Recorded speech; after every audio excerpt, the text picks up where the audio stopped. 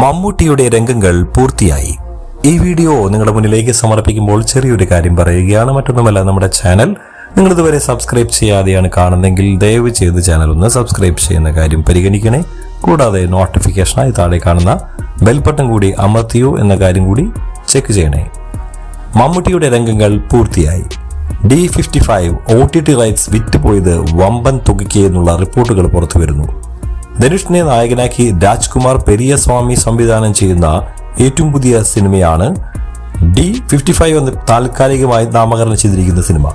തമിഴകത്തേക്ക് വീണ്ടും തിരിച്ചെത്തിയിരിക്കുന്ന മലയാളത്തിന്റെ മെഗാതാരമായ മമ്മൂട്ടി സിനിമയുടെ ഭാഗമായ വാർത്തകൾ ആദ്യമേ തന്നെ നിങ്ങൾ എല്ലാവരും അറിഞ്ഞതാണ്. നമ്മളും ആ കാര്യം റിപ്പോർട്ട് ചെയ്തിട്ടുള്ളതാണ്.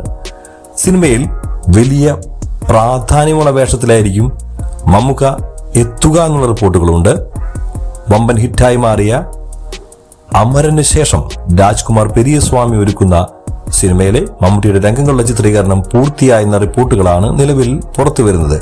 ഒക്ടോബറിൽ റിലീസ് ചെയ്യാനിരിക്കുന്ന സിനിമയുടെ OTT ഡീൽ നടന്നതായും റിപ്പോർട്ടുകളുണ്ട്. 8 വർഷത്തിന് ശേഷമാണ് മമ്മൂട്ടി വീണ്ടും തമിഴിൽ എത്തുന്നതെന്ന പ്രത്യേകതയും ഈ സിനിമയ്ക്കുണ്ട്. 2018 പുറത്തിറങ്ങിയ റാം എന്ന ചിത്രമാണ് റാമിന്റെ സംവിധാനത്തിൽ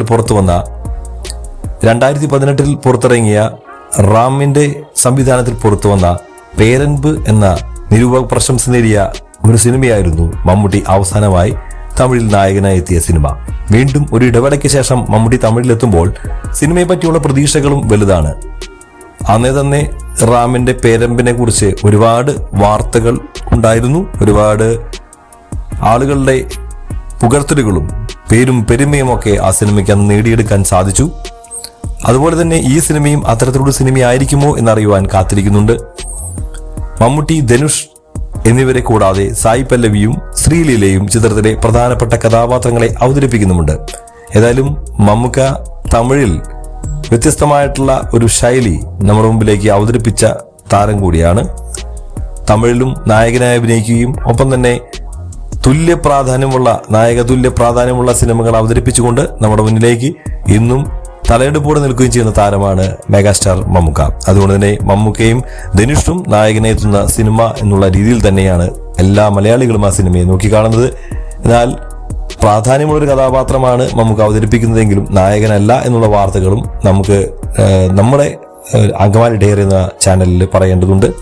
ധനുഷിനെ നായകനാക്കി രാജ്കുമാർ പെരിയസ്വാമി സംവിധാനം ചെയ്യുന്ന ഈ ഒരു പുതിയ സിനിമയുടെ പേര് വരുന്നത് വേണ്ടി കാത്തിരിക്കുകയാണ്. അതിന്റെ അപ്ഡേറ്റുകൾക്ക് വേണ്ടി കാത്തിരിക്കുകയാണ്. ഒപ്പം തന്നെ ചിത്രത്തിന്റെ റിലീസ് തീയതി എന്നാണെന്ന് അറിയുവാൻ കാത്തിരിക്കുന്നു. എന്തായാലും സിനിമയുടെ ഒരു ഏകദേശ കണക്ക് പ്രകാരം ഒക്ടോബറിൽ റിലീസ് ചെയ്യുകയാണെന്നാണ് അറിയുന്നത്.